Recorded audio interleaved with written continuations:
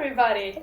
We're back with a new video, another dev talk. You guys seem to really like them, which is great. We love making them for you guys. Yes. In this video, Molly is going to show you some breastplates that she's been working on. She's going to show you the development of them. Super exciting. Yes. We also have some information for you guys at the end of the video, so please keep watching. We also want to tell you guys that we have a web shop where you can buy a bunch of merch, which is super exciting. So we have a bunch of stuff, a bunch of different stuff. We have this mug, the Crazy Horse related. This is a new design that we have. You can get it on both mugs and shirts and a lot of stuff. Yeah. As well as this design that I have on my shirt. Equestrian the Game. Yes. And also the Cavalry Games. And the Equestrian, I think many would like this phone case. That's one of my favorites. Phone case, which is very nice. Yes. Yeah, so we're gonna put the link in the description as usual. And just thank you to everyone who ordered stuff, because not only are they nice, but actually all the profit that we get from the store will of course go directly into the development of Equestrian. So if you feel like contributing to the development of this game, we really appreciate it. Yes. So thank you. Yes. And enjoy the development of the breastplates. Yay! Yay! Okay, hi everyone and welcome to this video. I'm gonna show you the process behind making the breast collar, which is a piece of equipment that you all requested very much, so I'm happy to make it for you. So I'm here in Maya, the modeling program that I use. And as you can see, I already went ahead and started with the model when I started filming this. So here I am just like adding some straps to the saddle. And just working away on the model, which will eventually be the finished piece.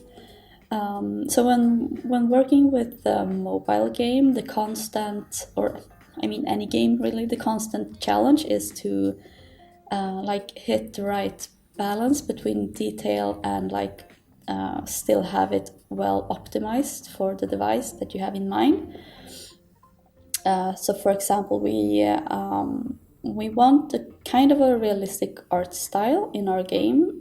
It's not very like super cartoony or stylized, but rather we want to keep like proportions realistic, and we want the materials to be kind of realistic as well. But we couldn't like put in too much detail. We could never do like Red Dead Redemption graphics on this game, obviously, because it's a mobile game and the devices would die if we went too much. So we always need to think about keeping like texture sizes down and also polygon count. A polygon is basically like each of these squares or rectangles that you see are two triangles, and each triangle, triangles is basically what you measure the detail of a model in. So the more triangles, the more detail you can get into a model. But the more triangles, the heavier and the bigger the mesh or the model will be. So I always try my hardest to have as few triangles as possible, but at the same time I try to like put in some details so it looks kind of realistic, but still not too realistic, because it would, as I said, it would kill your mobile. So that's kind of the challenge that we're always faced with. And it's also important to keep in mind, because obviously we're working on a computer with a big screen, but to keep in mind like that the model will be really small in game on the mobile or iPad screen. So yeah, that's sort of our like constant challenge, just finding the right level of detail and the right art style for us, because we knew from the start that we wanted a kind of realistic style, not hand painted but more realistic, with like light falling and light and shadow behaving realistically and all that, which is kind of maybe a challenge on mobile to have it look good, because even if we were to put in a lot of detail, like a lot of pores on the skin or wrinkles in the textile and dirt, it probably wouldn't read well. It wouldn't look good because the screen is so small, so all those details would kind of be lost on that and just actually look worse. They would look kind of bleach and gray and not very nice. So sometimes, you can go for realism, but it can turn out kind of wrong like that. So that's always like a challenge. So here you can see I'm doing something called UV mapping. That's basically, I don't know how to explain it, but I take the model and I cut it up and put it inside that square, because that's what prepares the model for texturing. So basically I'm preparing the model for getting color on it. And actually not just color, but also other information, such as how metallic the model will be, or different pieces of the model, because obviously there are some metal loops on this breastplate, and they need information that says that they're metallic, while the leather needs information that says, no, I'm not metallic, but I'm leather and I'm this shiny and this color.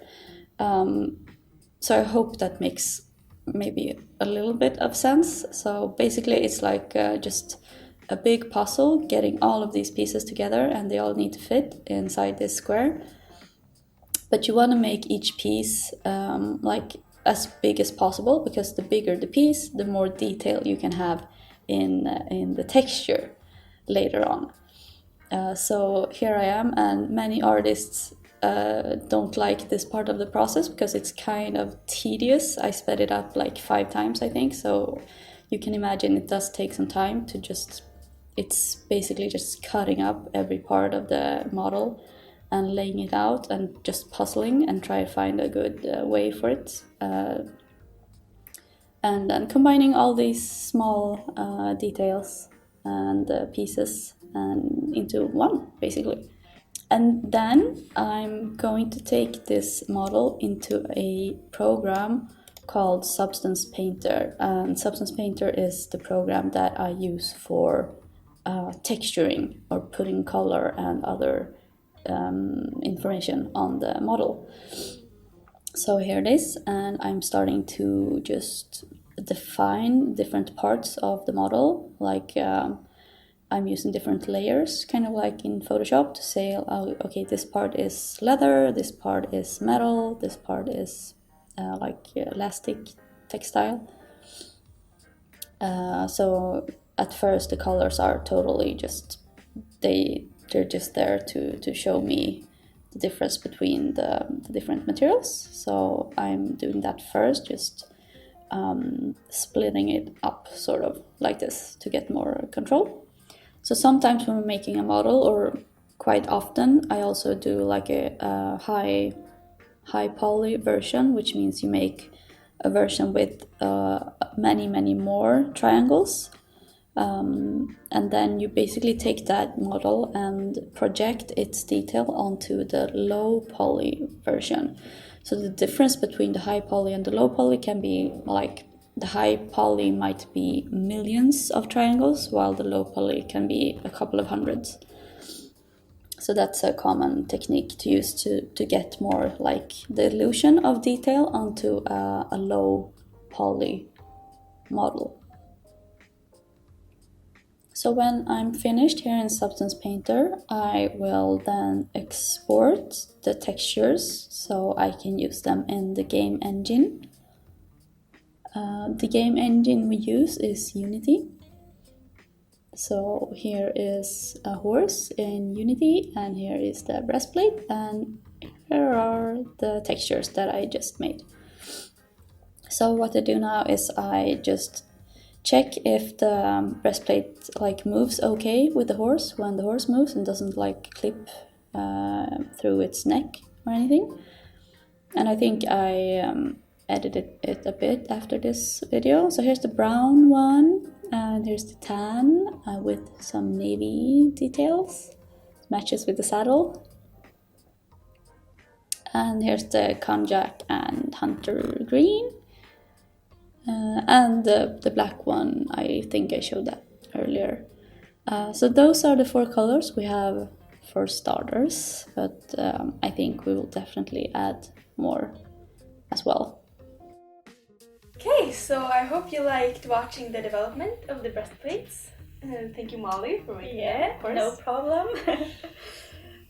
Okay, so now with that out of the way, we have some exciting news for you that I think you've been waiting on very long. So we're very, very excited about this. So yeah, some background. As some of you may know, the next step for Equestrian the Game is to enter a closed beta. So during this phase, some of you will get to help us and play the game, play test it, and provide us with valuable feedback on the game. And during this phase, the game, of course, will not be finished. So it's still like super early. The team is like working super hard at the game right now. So just keep in mind that the game will by no means be finished. This is like super early testing, and yeah, we considered it like a win-win situation. You get to test the game and we get feedback early on, so it's good. And we're super excited to let you play test the game finally soon. So some details are that we don't actually know which requirements your phone or tablet will need. It's something that we are going to look into soon and let you guys know. And then of course, if you want to be a playtester, you'll have to sign up with your mail on our website, which is equestrianthegame.com. And of course, do not forget to confirm that mail so we know that you confirmed it, and so you get the chance, obviously. Yeah. And then for probably the most exciting news is we don't actually have a release date for the closed beta version, but we do know that it's gonna be in the first half of 2020. We've been wanting to get a date for you guys for so long because both we've been waiting, and I know you guys have been waiting. Yeah. Thank you so much for being so kind and waiting for as long as you have. Yeah. But finally, we have some kind of... Yeah, we have a time frame. It feels great to just like... It's really good. Now you know a bit more than you did before.